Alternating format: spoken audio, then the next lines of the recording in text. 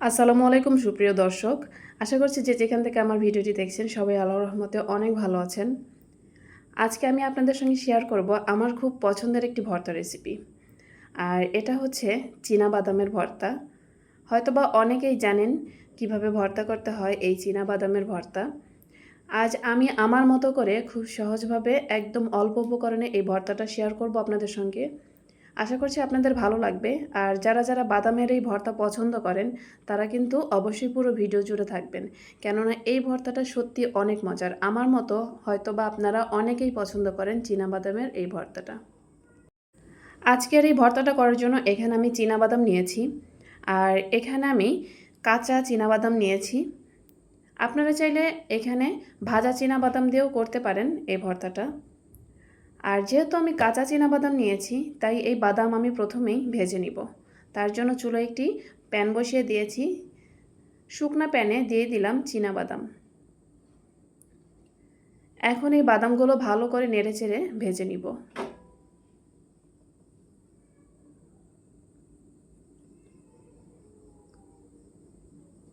লো medium আছে এই বাদামগুলো ভেজে নিব।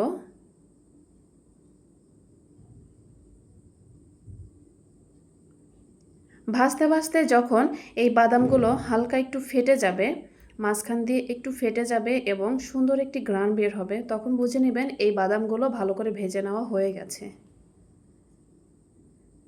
এখন আমার বাদাম ভেজে নেওয়া হয়ে গেছে।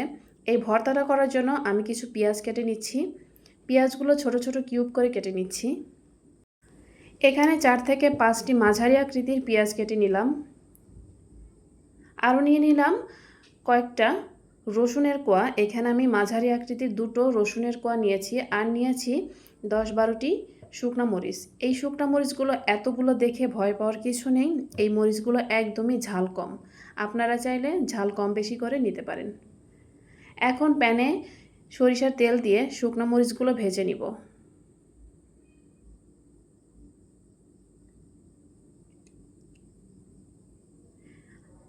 লো মিডিয়াম আঁচে এই মরিচগুলো আমি ভেজে নিয়েছি। মরিচগুলো ভেজে নেওয়া হয়ে গেছে। এখন একই তেলের মধ্যে একই প্যানে দিয়ে দিলাম পেঁয়াজ এবং রসুন। পেঁয়াজ রসুনও ভেজে নিব। পেঁয়াজ রসুনের মধ্যে আরও দিয়ে দিব 2 থেকে 3টি কাঁচামরিচ। কাঁচামরিচ দিয়ে ভালো করে নেড়ে চেড়ে পেঁয়াজ রসুন কাঁচামরিচ ভেজে নিব। যত সময় না লালচে কালার ধারণ করছে তত সময় লো মিডিয়াম আঁচে এই পেঁয়াজ মরিচ রসুন ভেজে নিব। এদিকে বাদাম ঠান্ডা করে বাদামের উপরে যে পাতলা আবরণ আছে সেটা আমি পরিষ্কার করে নিব। এভাবে হাতের সাহায্যে পরিষ্কার করে নিব। এটা চাইলে আপনারা নাও করতে পারেন, কিন্তু আমি এই পাতলা আবরণটা পরিষ্কার করেই ভর্তা করে নিব। তার জন্য হাতের সাহায্যেই এভাবে পরিষ্কার করে নিব। এভাবে হাত দিয়ে কচলিয়ে কচলিয়ে এই খোসাগুলো পরিষ্কার করে ঝেড়ে নিব। আমি অফ ক্যামেরাতে বাদামগুলো কিন্তু ঝেড়ে নিয়েছি। আপনারা চাইলে ফু দিয়েও এটা পরিষ্কার করে নিতে পারেন, খুব সহজে এটা পরিষ্কার করে নেওয়া যায়। এখন এই বাদামগুলো বেটে নিব। ওদিকে কিন্তু আমার পেঁয়াজ রসুন সব কিছু ভেজে নেওয়া হয়ে গেছে, চুলো বন্ধ করে দিয়েছি। এখন বাদামগুলো ভালো করে বেটে ভর্তা করে নিব।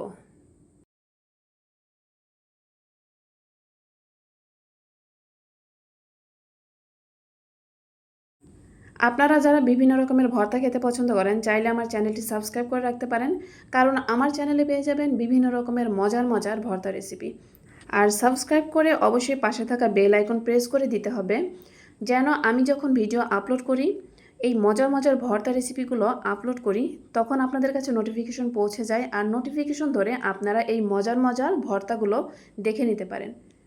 বিশেষ করে আমরা যখন মাছ মাংস খেতে খেতে বিরক্ত হই, কোনো কিছু খেতে ভালো লাগে না বা মুখে রুচি থাকে না, তখন কিন্তু এইরকম মজার মজার ভর্তা যদি থাকে, 1 প্লেট ভাত অনায়াসে খেয়ে নেওয়া যায়।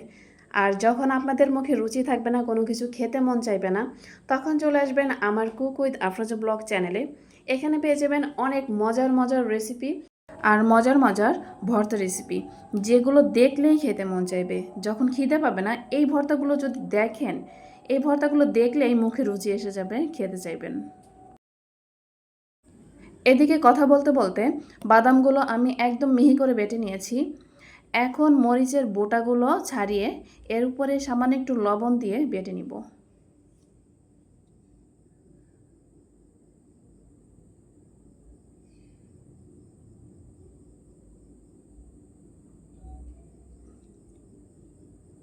শুকনা মরিচগুলো বেটে নিয়েছি। আর শুকনা মরিচ যেহেতু অনেকটাই শুকনা, এর জন্য বেটে নিতেও অনেক সমস্যা হয়। তার জন্য এখানে ভেজে নেওয়া মরিচ আর কিছু পেঁয়াজ রসুনও মিশিয়ে তারপরে বেটে নিব। এতে করে এই শুকনা মরিচগুলো একদম মিহি হয়ে সুন্দরভাবে বেটে নেওয়া যাবে।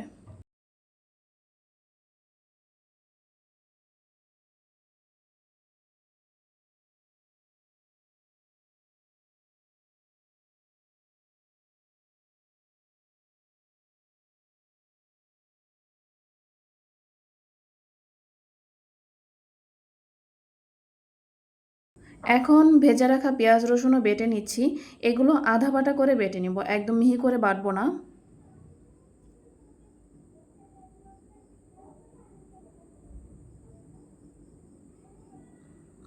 সব কিছুই বেটে নেওয়া হয়ে গেছে। এখন সব উপকরণ ভালো করে মিশিয়ে ভর্তা করে নিব।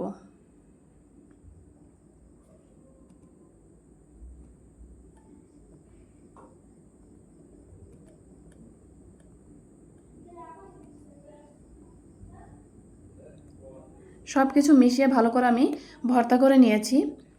এই তো ফাইনাল লুক। ভর্তাটা দেখেই বোঝা যাচ্ছে কতটা লোভনীয় হয়েছে, কতটা মজার এই ভর্তাটা। আপনারা চাইলে বাসায় ট্রাই করে দেখতে পারেন। আর যাদের কোনো কিছু খেতে মন চায় না, একবার হলেও এই রকম একটা ভর্তা তৈরি করে খাবেন, দেখবেন এক প্লেট ভাত অনায়াসে খেয়ে নেওয়া যাবে।